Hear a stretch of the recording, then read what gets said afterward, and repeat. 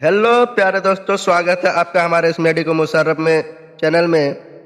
आज हम लोग इस वीडियो में देखने वाले हैं क्लास 10 के साइंस का चैप्टर नंबर 8, जिस चैप्टर का नाम है आनुवंशिकता। इस चैप्टर के मोस्ट इम्पोर्टेंट एमसीक्यूज देखने वाले हैं जो एग्जाम में आएंगे बहुत ही ज़्यादा चांस है आने की। इसलिए आप लोग दोस्तों वीडियो के अंत तक बने रहेंगे और क्वेश्चंस को सॉल्व करते रहेंगे और कमेंट में भी बताएंगे कि कितना सॉल्व कर पाए क्वेश्चन। तो शुरू करते हैं दोस्तों, पहला प्रश्न की ओर चलते हैं जिसमें पूछा है, पहला प्रश्न में पूछा है आनुवंशिकी जीव विज्ञान की वह शाखा है जिसके अंतर्गत अध्ययन किया जाता है। ऑप्शन ए जीवाश्म का, ऑप्शन बी कायिकी का, सी आनुवंशिकता तथा का, डी जैव प्रौद्योगिकी का। तो दोस्तों इसका करेक्ट ऑप्शन हो जाएगा आनुवंशिकता तथा विभिन्नता का अध्ययन किया जाता है आनुवंशिकी में, इसलिए इसका करेक्ट ऑप्शन हो जाएगा सी। तो दोस्तों इसका करेक्ट ऑप्शन सी हो जाएगा। अगला प्रश्न की ओर चलते हैं। इसमें पूछा है जीवों में आनुवंशिक विभिन्नताएं उत्पन्न होती है। ऑप्शन ए डीएनए के कारण, ऑप्शन बी उत्परिवर्तन के कारण, ऑप्शन सी आनुवंशिक पुनर्योग के कारण, ऑप्शन डी इनमें से सभी। तो दोस्तों जीवों में आनुवंशिक विभिन्नताएं इनमें से सभी के कारण उत्पन्न होती है, इसलिए इसका करेक्ट ऑप्शन डी हो जाएगा। दोस्तों ये सभी इंपॉर्टेंट क्वेश्चन इसी तरह के एग्जाम में प्रश्न पूछे जाते हैं। अगला प्रश्न है आनुवंशिकी का पिता कहा जाता है। इसको दोस्तों स्टार मार्क लगा लीजिए, इस प्रकार के क्वेश्चन बहुत ही ज्यादा पूछने की चांस होती है। आनुवंशिकी का पिता कहा जाता है। ऑप्शन ए ग्रेगर जॉन मेंडल को, बी जे.वी. लेमार्क को, सी चार्ल्स रॉबर्ट डार्विन को, डी इनमें से किसी को नहीं।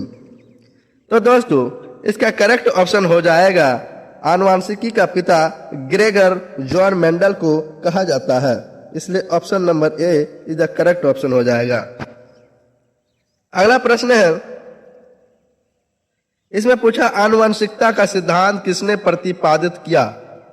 ऑप्शन ए मेंडल ने, बी चार्ल्स डार्विन ने, सी जगदीश चंद्र बोस ने, डी इनमें से किसी ने नहीं। तो दोस्तों आनुवंशिकता का सिद्धांत सबसे पहले मेंडल ने प्रतिपादित किया था, इसलिए इसका करेक्ट ऑप्शन ए हो जाएगा। अगला प्रश्न है जिसमें पूछा है प्रश्न संख्या 5, संतान का लिंग निर्धारण किस पर निर्भर करता है। ऑप्शन ए माता से प्राप्त गुणसूत्र पर, बी पिता से प्राप्त गुणसूत्र पर, सी दोनों से प्राप्त गुणसूत्र पर, डी इनमें से कोई नहीं।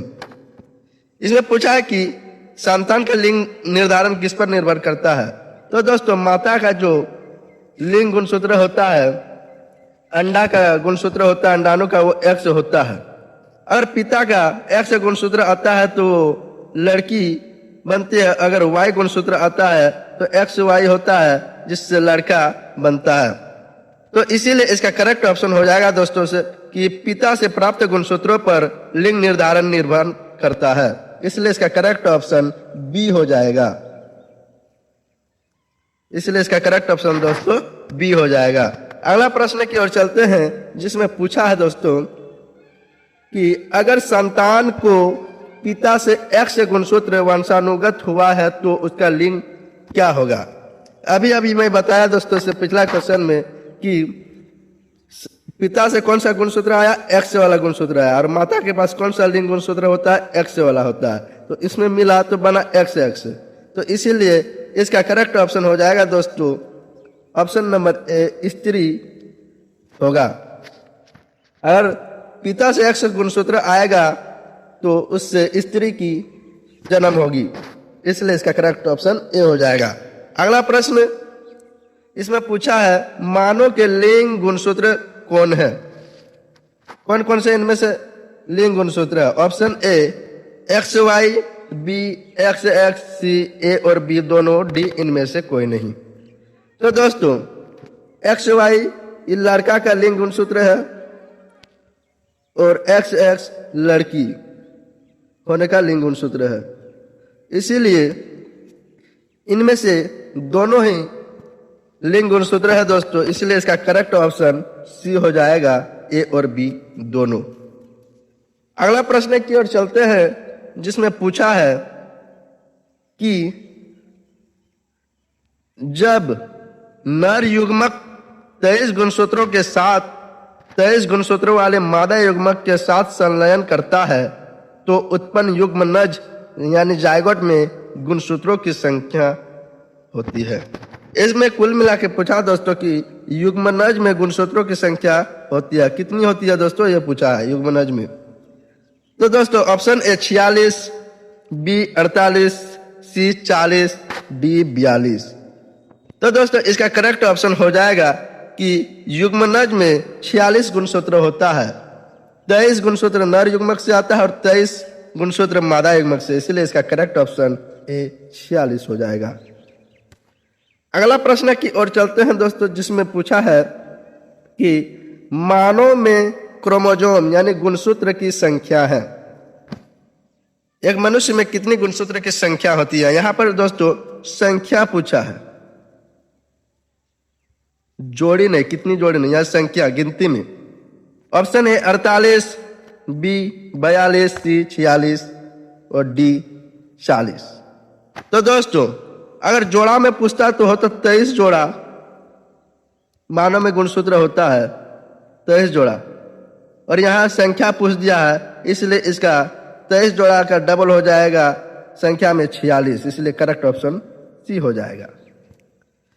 दोस्तों अगर आप लोगों को थोड़ा सा भी वीडियो अच्छा लग रहा हो तो वीडियो को लाइक करके चैनल को जरूर सब्सक्राइब करेंगे।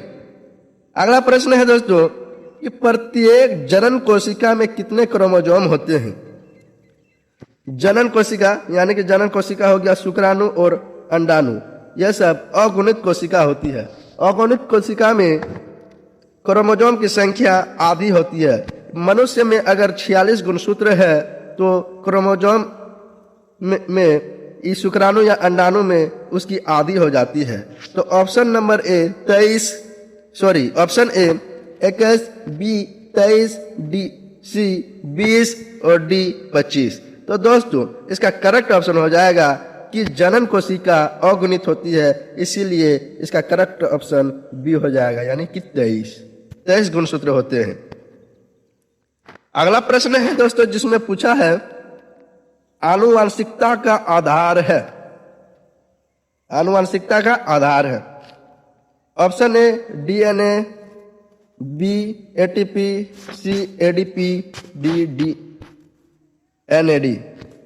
तो दोस्तों इसका करेक्ट ऑप्शन हो जाएगा कि आनुवांशिकता का आधार है डीएनए, क्योंकि डीएनए में ही गुणसूत्र होते हैं, सब जीन होते हैं, इसी में संग्रहित गुण सब होते।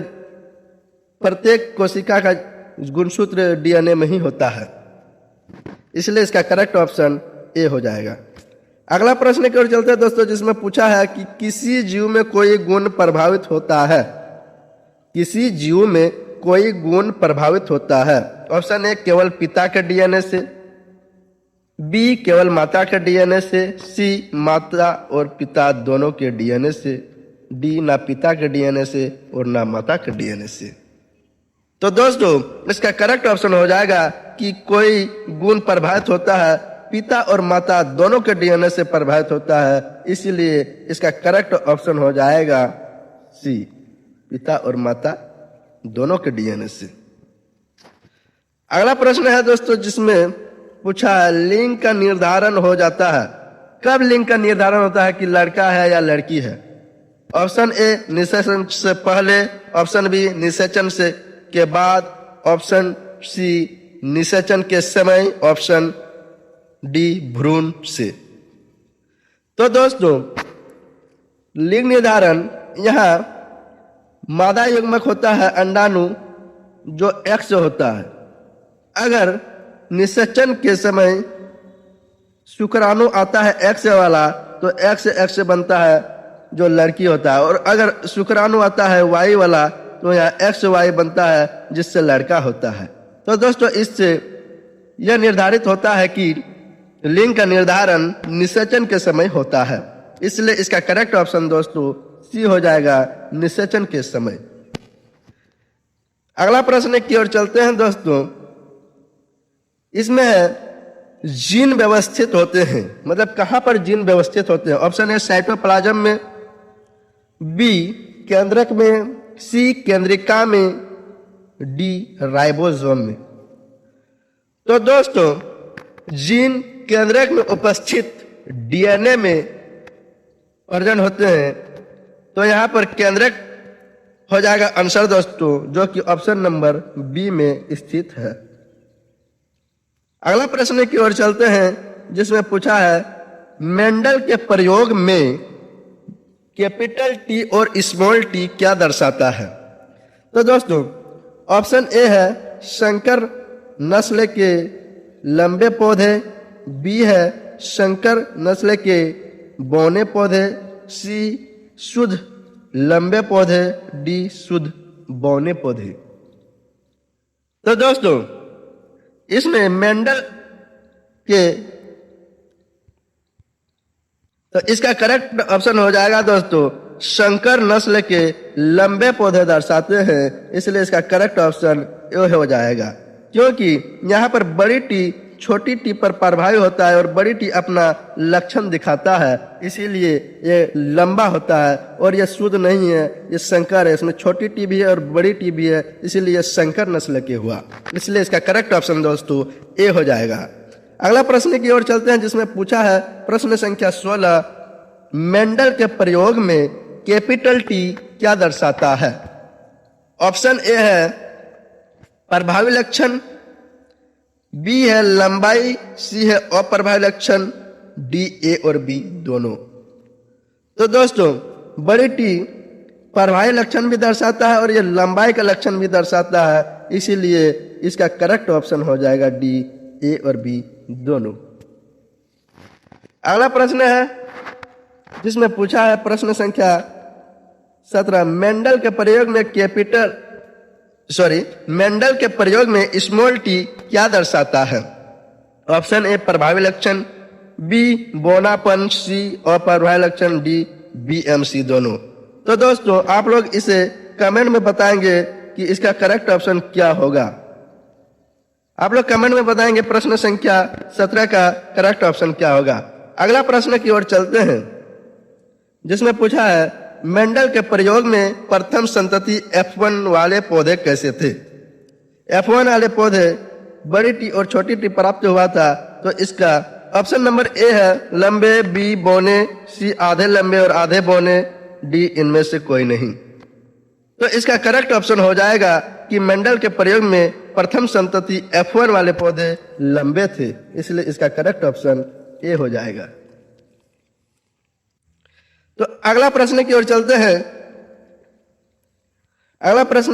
हैं, जिसमें पूछा है दोस्तों कि जीव के वह आनुवांशिक लक्षण जो स्पष्ट रूप से दिखाई देते हैं कहलाते हैं। जीव के वह आनुवांशिक लक्षण जो स्पष्ट रूप से दिखाई देते हैं क्या कहलाते हैं। Option A genotype, B phenotype, C युग्मक, डी आनुवांशिकी। तो दोस्तों जो हम लोग देख पाते हैं ऊपरी भाग में कि वो लंबा है, छोटा है या मझोला कद के हैं, तो उसे हम लोग कहते हैं फेनोटाइप, जो कि ऑप्शन नंबर बी में है, इसीलिए इसका करेक्ट ऑप्शन बी हो जाएगा। अगला प्रश्न की ओर चलते हैं दोस्तों, जिसमें पूछा है किसी जीव के जीनी संरचना कहलाती है। अब जीन संरचना, option A phenotype, B genotype, C genetics, D युग्मक। तो दोस्तों इसका करेक्ट ऑप्शन हो जाएगा जीनोटाइप। जीनी संरचना जीनोटाइप कहलाता है, इसलिए इसका करेक्ट ऑप्शन बी हो जाएगा। आशा करता हूं दोस्तों कि आप लोगों को यह वीडियो अच्छा लगा हो और हेल्पफुल लगा हो। आप लोगों को यह अच्छा लगा हो तो जरूर चैनल को सब्सक्राइब करेंगे और वीडियो को लाइक करेंगे और कमेंट में बताएंगे कि कैसे लगा है वीडियो। तब तक के लिए दोस्तों थैंक यू, धन्यवाद। फिर मिलते हैं अगले वीडियो में, तब तक के लिए चैनल को जरूर सब्सक्राइब करेंगे। धन्यवाद।